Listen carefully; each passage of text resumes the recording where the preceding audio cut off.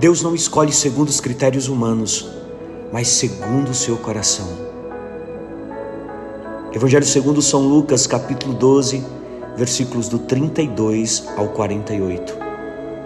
Meus irmãos e minhas irmãs, Deus nos chama continuamente a redescobrir o nosso lugar no seu projeto de amor para o mundo.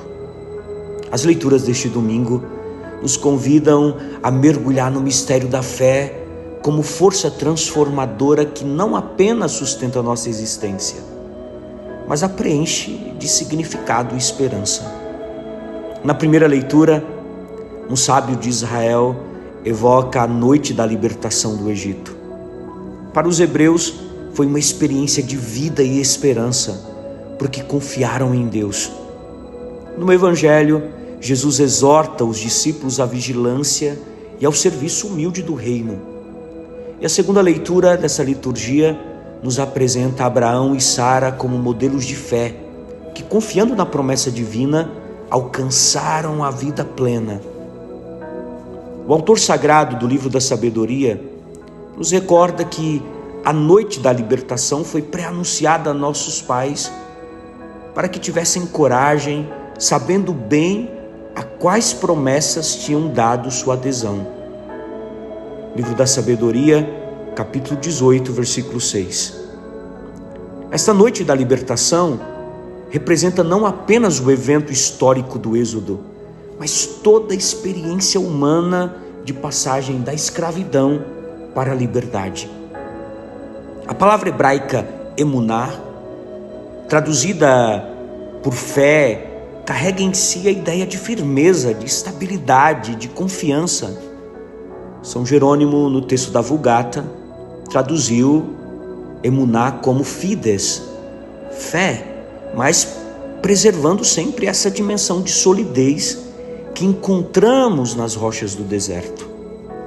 A carta aos Hebreus, na segunda leitura, nos oferece uma das definições mais profundas da fé. A fé é o fundamento das coisas que se esperam, a prova das realidades que não se veem. Hebreus capítulo 11, versículo 1. A palavra grega hipóstasis significa literalmente aquilo que está por baixo, quer dizer, o alicerce. São João Crisóstomo, comentando essa passagem da carta aos Hebreus, dizia que a fé é o olho da alma que vê o invisível. Abraão, nosso pai na fé, partiu sem saber para onde ele ia. Hebreus capítulo 11, versículo 8. O verbo grego aqui, exerkomai, indica não apenas uma saída física, mas um êxodo existencial. Sair para fora, exerkomai, vai significar. Santo Agostinho, no livro das Confissões, compreendeu profundamente essa dinâmica. E ele escreveu dizendo: nos fizestes para ti, Senhor, e o nosso coração permanece inquieto até repousar em ti. A fé abraâmica é esta inquietude santa, se assim podemos dizer, que nos impulsiona para além de nossas seguranças terrenas. Sara, mesmo estéril, julgou digno de fé aquele que lhe havia prometido. Hebreus capítulo 11, versículo 11. A esterilidade de Sara, em hebraico akarar, simboliza a condição humana aparentemente infecunda diante do mistério divino. Contudo, a fé a torna fecunda. Orígenes observava que a esterilidade de Sara prefigurava a esterilidade da sinagoga, que seria superada pela fecundidade da igreja.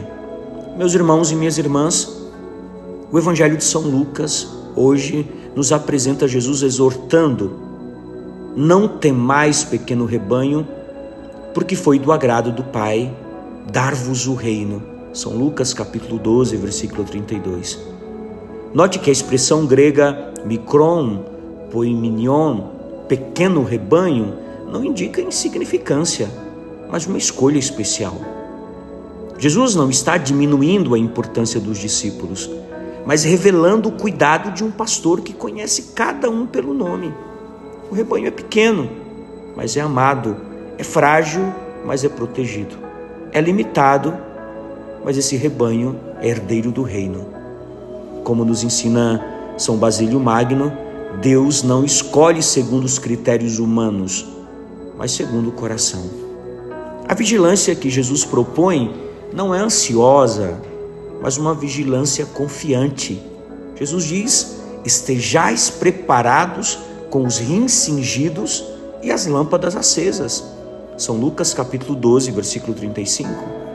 A imagem dos rins cingidos evoca a preparação para a jornada, dominando os próprios instintos. As lâmpadas acesas representam a fé viva que ilumina a escuridão da espera. A parábola do servo vigilante nos ensina que a quem muito foi dado, muito será pedido.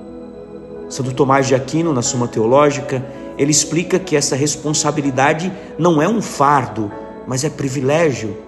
Quanto maior o dom recebido, maior a possibilidade de comunhão com Deus. Nossos pais na fé, os padres do deserto, compreenderam que a fé não é um sentimento, mas é decisão. A fé é como fogo.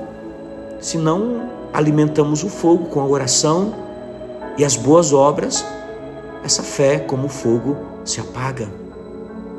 Esta alimentação constante da fé, através da leitura da palavra de Deus, como nós fazemos aqui, dos sacramentos e da caridade fraterna, é o que nos mantém vigilantes. Meus irmãos e minhas irmãs, a fé, poderíamos dizer que possui três dimensões. É o conhecimento, o consentimento e a confiança. Não basta conhecer somente intelectualmente as verdades reveladas. É necessário dar-lhes consentimento interior, dar consentimento a essa verdade e, sobretudo, confiar plenamente em Deus. São Bernardo de Claraval, meditando sobre a vigilância cristã, ele observava que o tempo da espera não é tempo vazio, mas é tempo de graça, é kairos, é tempo da graça, momento oportuno para o crescimento espiritual. Então, essa perspectiva transforma a nossa existência, a nossa experiência cotidiana em oportunidade de santificação. O magistério da Santa Igreja, na Constituição Dogmática Dei Verbo, nos recorda que pela fé o homem se entrega totalmente e livremente a Deus. Essa entrega total não é aniquilação da personalidade, mas sua realização plena no projeto divino. O Evangelho de hoje nos convida e nos chama a duas atitudes concretas. A confiança filial, quer dizer, viver sem medo, sabendo que já somos herdeiros do reino. Assim como também nos chama a fidelidade vigilante, ou seja, cuidar bem do que Deus nos confiou, nossa fé, nossa família, nossa missão no mundo.